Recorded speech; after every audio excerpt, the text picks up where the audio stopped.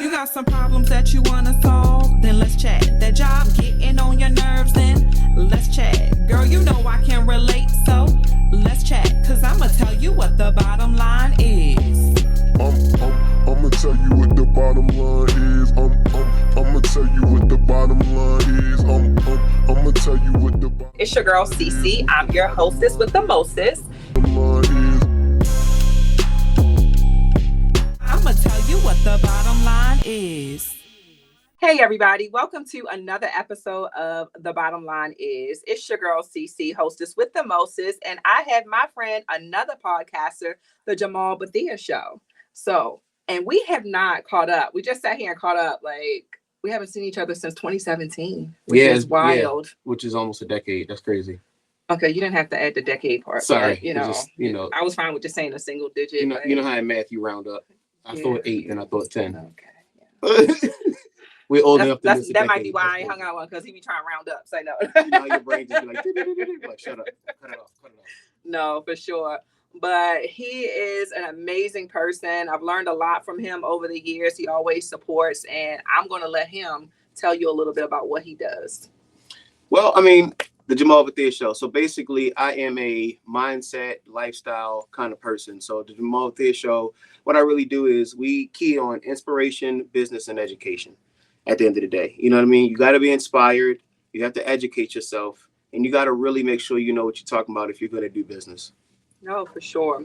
And today's episode, and aligning with that, is talking about culture and motivation, because last season I had an episode in regards to imposter syndrome, and we just spoke a little bit about that before we started recording too. But I find that because of the product of the culture that we're in, some people they don't have that they had that self-doubt, unfortunately, and it starts off that way. And I'm like, don't knock yourself out before you already began, right? Yeah, so exactly. Yeah, have you had any experiences with that help you get to the point that you are today? Well, self-doubt? Yeah. I self-doubt every day. It's a daily journey. It's just a daily walk. I'm not even sure that's like nowadays culture. That's just human. Mm-hmm. At some point, you just ask yourself, do I really have it? Or am I kind of, because I feel like in today's world, so many people are delusional. That's true. Just run with the delusion to a negative. Like, you have to be delusional in a sense, because for the most part, you're going to be the only one that really believes in you until everybody can undoubtedly see what you are. Right. You know what I mean? But it's like so many people can just be delusional off the end of the earth. And it's like, what's wrong with people nowadays? Mm-hmm. You know what I mean? So it's like, for me, as an intelligent person, it's like, let me think about this. Am I or am I not? And do I or do I not? And then you notice your treadmill and you're not really moving. Yeah. So it's like, you can't doubt yourself so much. You got to be the main one to push. I was watching the video on YouTube and they were talking about why it seems like smart people sometimes don't achieve as much as dumb people. And I was like, I saw the video. I was like, I want to watch this. And they were basically saying, unfortunately, dumb people don't really think much. So they just act. Okay. Whereas those smart people are intelligent. So they're thinking about it. Then they're rethinking about it. And then they're analyzing. Then they're reanalyzing. And they have done nothing. Yeah. And so, you know what I mean? So I always say, it's like, I tell people the opposite of what you are is what you need. So for a smart person, you need to think less and just do it. Yeah. For a not so smart person, hey, you need to think about that a little more. Right. You know what I'm saying? Yeah. No, that's for sure. Yeah. And I think you had an episode about overanalyzing too, right? Yeah. That's one of our weaknesses. I can say that for myself. Yeah. Sometimes, but I do feel like it's a natural thing sometimes that it happens. Now, will I continue to overanalyze in a situation? No, because I'll eventually have to be like, all right, reality check, sis. Yeah. Yeah, you're doing too much. Yeah, you're just spinning your wheels, and it's like, okay, well, are you producing anything yet? And it's like, well, no, because I'm trying to think. It's been a year. Yeah, because I'm just trying to think. Okay, it's been a year and a half. Yeah, time's going to keep on moving. It's not going to stop. It's not going to stop. I went a whole year between videos, and I was like, it's really been a year, and hadn't realized it. Wow. So, well, how else would you say that culture shaped your work ethic and you motivating you to be the person again that you are today? How has culture shaped my work ethic? To be honest, my mom has been a pastor for 25 years, and I watched her go from a high school teacher for 18 years to a pastor for 25 years. I watched her go from a hotel room to buying a part of a mall. Wow. So culture-wise, for me, what I've always been around, I got to watch somebody really hustle from here to there. Right. You know what I mean? So at least in my case, I got to see somebody do it. Right. You know what I mean? I don't think most people get that, but even still, it's like culture to me is more of what you surround yourself with. That's true. I guess versus just like the world or society, because the world and society just they could be the reason you doubt yourself. No, for so sure. much negativity, so much propaganda, so much sex and nakedness, and all of this just perversion, just dumb stuff. Right. You know what I mean? But for me, culture wise, I always saw my mom push. Like even when she worked at the school, she had sewing business on the side, making money. Wow. You know what I mean? My dad always uncharacteristically, like most men want to be out front, most women are behind, but he was always like, I know who she is, I'm gonna support her. So I just always saw that. You know what I mean? Her having that entrepreneurial spirit showed me like I can do that. Yeah. No. You know what I mean? That's something I think too. Most parents don't think about. Yeah. They never think about how much their kids are watching them and what they do. It's not about what you tell your kids, it's about what you show your kids. It's about what you show them, exactly. Yeah. So it's like your mom didn't have to tell you, you know, about her struggles or anything or her highlights. You were able to watch it in real time and learn from that and continue. And I know that's what you're doing. You're doing the same thing with your daughter as well. Yeah, absolutely. Yeah, absolutely. Everything has downsides. You know, when she first started the church, I was in high school. My sister was at college. Their marriage wasn't great at the moment, so I was alone a lot. So I learned that there are downsides to stuff. Right. You know what I mean? My dad is very wise, so we've always had wise conversations. So like metaphorically speaking, I've always saw. So it's just all of that kind of stuff. A lot of the positives, I guess, of what they did just shaped the way I think. And then I kind of took, you know, like growing up, I had like this thing. My father to me was like, this is a long time ago when Bill Cosby was a good guy. But like in my mind, he was like the mixture between my dad's like Bill Cosby and Michael Jordan. That's what I thought of him. Okay. You know what I mean? And like Jay-Z talked about like his dad, like your dad's just naturally your hero. Yeah. You know what I mean? This dark chocolate dude, like he just was my hero. So him being so wise and intelligent, I wanted to be like that. Right. So, you know, we would talk and then I would study on my own. You know, like you have a bookshelf in here, like he has like buku books. So when I really got into like African everything, like there was a book, African Origins to Western Spirituality. He has it in the basement. Wow. You know what I mean? When I saw the cover on eBay, I was like, my father got that book. That's awesome. You know what I mean? Yeah. So, yeah. No, that is really awesome. Yeah. Okay. That's my kind of people, my thought process. So do you think that cultural expectations help or hinder personal success? Both. Mm-hmm. Me and my sister talk a lot, and the one thing she always says is two things can be true. And I think sometimes for the spirit of debate, or really just what I think is people not realizing they just want to be right a lot of the time. Yeah. They like, no, my one point is correct. I'm like, but the other point might have validity to it as well. Right. They're closed-minded. Yeah, like don't act like two things can't be true. So I think it's both. I think cultural expectations can make people feel like they're behind the ball compared to other people, especially with social media. You know, like I'm sure you know people like I do, like your life ain't like that, but on social media, they're high class. Yeah. And that's when you get those memes, Instagram versus reality. Yeah. And you're like, come on, man. Like you was on my phone yesterday, drunk and depressed. And today, you know, the Lord is great. And it's just like, okay. All smiles. All right. Everything is beautiful butterflies. Yeah. You know what I mean? So you see that and it's just like, oh, my life is not like that. And it's like, trust me, their life's not like that either. And that's what I always say, with reality TV. And when reality TV first started, I used to tell my friends, like, oh, we need our own reality show so they can see how women are actually navigating the world because people are rich. That's on these shows. They have money to fix their problems, essentially, right? Yeah. We don't. Right. We're middle class. So right. It's, again, we can't follow everything that's on the TV. It's just purely entertainment. It is. And even a lot of reality shows are scripted. They still they have realistic aspects or moments, but a lot of that stuff be scripted. And people come out and say it after they get off the shows. Yeah, they would entice us to fight. And it's like, yeah, I can tell. Right. Yeah. One person is just that prone to anger in public on TV. Yeah, like, like, come on. I know. I often think about, oh my God, if I was sitting in a restaurant and this happened, like, what the heck? Like, they let this happen? Like, what is going on? Yeah. You know, all kind of lawsuits and stuff you have with these restaurants. Like, these business owners ain't playing. Be for real. Yeah, exactly. Be for real. Yeah. Absolutely. But it's like at the same time, you know, culture can also push you. Like, even just okay, my sister used to always say, so many people complain about Facebook and what they see on my timeline. Well, who are you following? Who are you friends with? That one. Because at the end of the day, if you're friends with the wrong people, yeah, they worried about titties and dumb stuff and all of that. And did you see so and such and Chloe and Burna Boy dating? Which I love that couple. I love Burna Boy. I love Chloe. But it's like if that's what you worried about all day, no wonder you not see anything positive. But like my Instagram, I got success codes on there, Black Wall Street, Wall Street Trapper. I'm looking at different stuff. You know what I mean? Right. Jeff Bezos started Amazon in the garage, and now look, he's one of the richest people in the world. Like I look at stuff like that.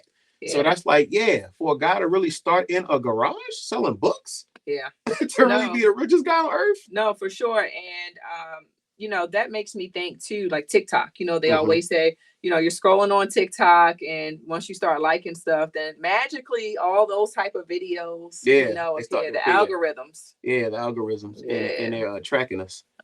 Yeah, and the microphones on your phone are on pretty much all the time. Yeah, which is crazy. Yeah, you'd be like, man, I sure want a burger. Come to Wendy's. You'd yes, be like, it's like, what happened? What? Right. Did I put that on there? Right. Yeah. You be thinking it's magic. I knew I should get a burger. No, they just tracking you. Yeah. It's just wild how technology too, I think, also shapes the culture as well. Yeah, I agree. It's amazing. I can't even imagine how we'll be, in 20 years. Like I think I just seen something. I don't know if it was real or not, where it was like the first flying car. And I meant to click on it to read more, but I was like, I always knew we would be like the Jetsons one day. That's what I used to think, and I love that cartoon. But okay, I guess we really are going to be like the Jetsons. I'm scared of that. Yeah. I really am. Yeah. I'm scared of that. Like, so, like my father always says, like, I'm gonna get me a driverless car one day. I'm gonna just take that one away somewhere. I'm like, Dad, don't die, please. Just don't die, okay? Just don't. Yeah, I don't trust it that much. I don't trust it. I really don't trust it. No way. I don't trust it. But it's like when you talk about flying cars, I'm like, we can't even get the airplanes right. Yeah, right. Well, that's a whole nother story. But that's the crazy thing. Like that's been lately. Like according to the numbers, flying is safer than driving. And I think one of the reasons is because there's just a lot less planes in the air than cars on the road. You know what I mean? It's like a billion cars on the road. Yeah. You know what I mean? So you think about 20 years from now, flying cars become the standard. Now you got, LeQuante and Sue, they all up there flying. It's gonna be so many more fatalities. Yeah, because it's like I don't even because we're not gonna have any, lanes or anything in the sky to help us. Traffic lights, like yeah, that is wild. Yeah, you're right. I never thought about it like that. I'd rather drive. Yeah. It's futuristic to like, oh, I got a flying car, but I don't know. I'm just being honest. I'd rather drive. And people already can't drive on land. So we're going to give them access to go on there. No. You're going to be at the beach, cars just dropping in the ocean. Yeah, yeah, you're right. You're like, what? What's falling out the sky? It's a bird. It's a plane. No, it's a car. This is a fender bender off of a car plane. Yeah, it's insane. It's just crazy to see how the world is going to change in 20 years. And to think that, when our parents were our age and what they were probably talking about, now to seeing what we're talking about and going from there from generation to generation. It's different. It's wild. It's different. When our parents were young, like the guy at my church, Elder Dwight, one of my parents' closest friends, and he literally said he graduated high school. Matter of fact, he was in 12th grade, and the NSA came to their school to recruit. Graduated high school, started working at the NSA. Yeah. That's what my sister out of high school could afford a house. That is not nowadays. Nope. Not even close. Nowadays. You know what I mean? They have pushed everybody to college, which is a good thing essentially. Yeah. But it's like you push everybody to college, you make that the standard, then you give them student loan debt. Exactly. I was just about to say they're working against you. Yeah. So many people lately too have been telling me, "Oh, I had this much in loans," and it's like I can't do this, I can't do that. It's just like you're in prison. Yeah. Essentially to your own self because you're in debt, or to Uncle Sam, whatever the case is. Right. You know what I'm saying? Yeah, you're not going to get out and have that freedom. Truly, right. So. And I work at Will on High School. I was assistant basketball coach this year for JV. We went 13-4. Nice. Shout out to Warriors. Yes. Which is weird because I went to Milford. But but it's just crazy because it's like, from being in the hallways and then like this year I'm substituting. Right. The curriculum sometimes I'm just like, they're not teaching these kids nothing, man. What's up with the new math? It's always a new math, though. I don't like every 5 years is a new math. My daughter was about 8. She came home like, so first they told us to do this, and then they told us to do this, And then they said, I was like, I don't know. Yeah. But I tell the kids, I'm like, y'all have no reason to fail. If you fail nowadays, you're lazy. Y'all have Google and now AI. Yeah, they got everything. So really, they don't have to think. You don't have to think Which anything. is sad Drop and the scary. problem in Google. It'll even give you the steps and the answer. Yep. Why are you failing? That's true. You know what I mean? I'm not saying, you should still do the work. Sure. Right. I'm like, school doesn't teach you if you're smart. It teaches you are you willing to work hard. Mm-hmm. That's it. Yeah. Y'all have no reason to fail. Come on, man. Yeah. They just don't. Yeah. And if they are, that mean that they ain't in class, or They're doing something they ain't supposed to be doing. Not doing something they're supposed to do. That's the truth. Yeah. You know it's what I mean? a real thing. So, Yeah. and that's all a part of culture shaping too. So Yeah, it is. That's yeah. true. And now maybe you can answer this too as a teacher. I feel like is this the teacher shortage that they always talk about? Is those numbers continuing to go down too? Yeah, teacher shortage is real. Because again, I'm Mhm. a substitute this year. So Right. it's really, I worked at Willon last year. So 2 years ago, I worked at General John Stricker Mill in Dundalk. Okay. I loved it, but I was a little too confrontational with the staff, with the Yeah. front office. Mhm. They weren't doing their job very well, and I kind of always told them. So they eventually let me go. Okay. But then Willon called me, and I ended up at Willon in the hallways. Hey, go to class, but doubling as like a counselor. They needed to talk to me, so kids always talk to me, always confide That's in me. awesome. Yeah, and it was great. But I left over the summer last year because my position didn't have summertime pay. Mhm. I got to find a job that I can have pay all year long. So I ended up at that Xfinity store in the Rotunda Shopping Center. Okay. Freaking loved it, to be honest. Loved the people. I love selling the products. But number one, that store saw 10,000 people a month. Woo! So you can only imagine in the summertime and everybody out. Yeah. It was just too much. Especially that location too. Yeah. Yeah. It could be 8 of us on the floor, all with a customer, and there's 20 people waiting. Wow. So it's been an hour. He's irritated. It's 30 minutes. She wondering when it's her turn. And then, like, to me, I felt like the company, the store is an A-level store. So, like, people come in to see the store, like from corporate, it's that kind of store. Oh, wow. But half the staff was brand new, 2 months and less. Oh, and they're like, 2 months from now, we expect y'all to produce. Why? So all around, from an HR perspective, that's impossible. It's hard. It's impossible. And I'm just like, but I loved everybody I worked with. Right, and that means a lot. Yeah, I really loved everybody I worked with. But it's like, as I was there, number one, sales jobs aren't for me. Because for me, help is before sales. I'm willing to sell. Yeah, but what if this person just needs to understand their bill? Yeah, I'm not going to oversell and you know what I'm saying. I forgot, was it upselling? That's what it's called. Yes. Yeah, but you're expected to sell every transaction, and I'm like, number one, you can still help while sell. Right. I'm not saying you can't. Right. I watched people do it when I was working there, but it would be like, what did you sell them? And I'm like, nothing, because why didn't you try? Okay. You know what I mean? Yeah. And at the same time, I had kids. One girl who was in 11th last year came in the store with her mom twice. Right. And it's funny because I'll have nicknames. You know how black folks always have nicknames. Yes. I'm not the tallest, so her nickname for me was 5'7". So she came in the Xfinity store. She like 5'7". You work here? You coming back to Willon? It's my senior year, and I'm like, I don't know, sweetheart, but I ended up missing my kids. Yeah, I really did. So I was like, even if I got to come back as a sub, technically making less, I just want to go back to Willon. I didn't get a chance to coach basketball last year. Finally got to do it this year. That's awesome. And so I'm glad to be back. But back as a sub, I can now go to Willon every day because they have an assignment every day. So teachers not necessarily there. Yeah. Either they're calling out or not there. It's honestly every day. Like the class I substituted today, I've subbed so many times, and they're like, "Is she ever coming back?" Wow. I don't know. I'm gonna be honest. I have no clue. Yeah. You know what I mean? And, we talked a little bit about the shaping, like with our parents and family members, but it's important too to highlight the people, that we deal with on an external basis, like the teachers and the counselors or the coaches, and how they can also shape, what a person grows up to be, etc. Yeah, they definitely can. Like even just like LeBron James, my favorite basketball player ever, all of that. But the point of what I'm saying is, like, he didn't have a dad. Mom was 16 when she had him. Wow, I didn't bumbling through, trying to figure out what she gonna do, could barely afford it. He missed 180 days of school year one time. Wow. Because, but he had coaches, men in his life. 1 year while she was figuring herself out, he went to live with the coach. Wow. And while during that time, straight A's. That's awesome. Yeah, because he had that stability, which is very, very important, and people don't realize just how important stability is. Yeah, he had a man in his life too. Yeah, that's big. I try to tell women all the time in dating. I'm like, sweetheart, the same father that didn't show you what to expect out of a man, didn't show him how to be one. Yeah. You gotta be a little more patient sometimes with the guys. Yeah. You know what I mean? So it's but yeah. And it's funny you said that too about the dating. So I feel like I've heard a lot of women say, oh, I want somebody that's just like my dad. Okay. Right. What does that look like? Yeah, like, because if you didn't have a dad, like, how, so you're gonna have this person fill a void, and you're not, to me, this is my opinion, may not love him the correct way, because you're seeing him as, at that point, zaddy instead of a boyfriend, or right, exactly.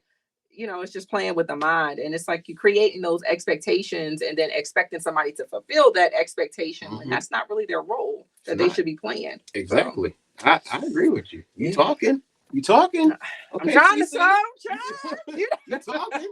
This is true, man. No, it's for sure. True. So, and on that, so what other advice do you have for women who struggle with self-doubt, imposter syndrome, and trying to deal with relationships too?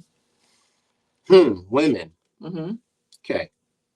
Women are more emotionally centered than men. And when I say emotionally centered, I'm saying women think through emotions. Yeah, I agree. I don't think evolution-wise women are necessarily more emotional than men. I think men have always been cultured to be less emotional. Okay. And I think it's been more societally acceptable for women to think through them. Okay. And I think sometimes what happens is when a woman hears something, the first thing she thinks about is, how did that make me feel? Yeah, that's true. We do go into the impact on us. Right. Yeah. Instead of, was it true? Right. You know what I mean? And even if men sometimes are shabby, again, lack of fathers in society, 75% of Black homes are single parents, which means the overwhelming majority are moms. Right. So men at the end of the day are logical though, but they still, if they're playing sports, they still have some man. Hey, come on, what are you doing? I need you. Come on, get it together. They still have some kind of rigid accountability. Right, right. Whereas though that's really a man's role. Yeah. So if a woman doesn't have a dad, she grows up not even really knowing how to understand accountability, number one. You know what I mean? So the biggest thing for me is I tell women, you gotta learn how to not think through the emotions all the time. It's a strength, right? Because you guys are feelers. But it can be like I always say, your strength can be your weakness. Yeah, I agree with that for sure. You know what I'm saying? Because like me as a man, I'm so logical that sometimes it's like, well, logically speaking, most people aren't special. Most people don't get the big dream that they hope for. It's like, but Jamaal, maybe you have something. But logically speaking, and maybe I'm one of the people, but you have it, so push. But logically speaking, can you stop? Yeah, can we stop? Look, scientific and all this other stuff. But according to the numbers and analytics, it's like, but stop. Yeah. And that's where a woman can come in and she's like, but you got to tap into that. So it's just, my biggest thing would be just don't always think through the emotions. One of the things I did, and I did this particularly after I got separated to be divorced. Oh gosh, 15 years ago almost. I started asking myself in my mind, okay, how do I feel about this? Man, am I allowed to? Yeah. I can. Yeah, you can. I'm like, man, that shit sucked. Right. Okay, cool. That's how you feel. What actually happened? Right. Oh, somebody just checked me on something I needed to work on. Okay. And I started doing that. Right. So that's what I do. I do this.